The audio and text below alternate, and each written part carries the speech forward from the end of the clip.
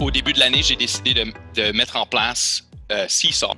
Mais pour moi, c'était un moyen que l'élève, avec son appareil Chromebook dans la salle de classe, après avoir créé et produit du contenu, pouvait s'enregistrer à l'aide en fait d'un petit truc comme ceci et son appareil Chrome.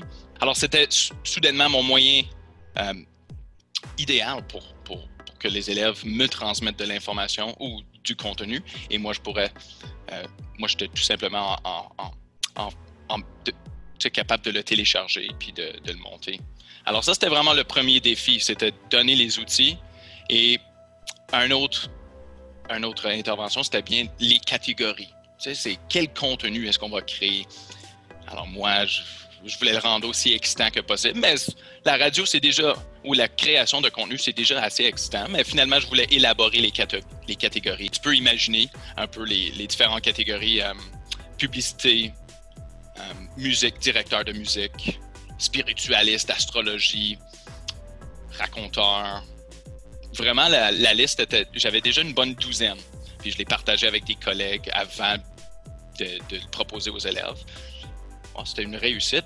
Finalement, j'ai laissé aussi 2-3 cases vides afin que les élèves puissent définir leur propre catégorie si jamais M. Pierre avait oublié, qui est fort probable. Alors là, on a une affiche avec plusieurs catégories, mais qui est aussi flexible, qui laisse un peu d'imagination.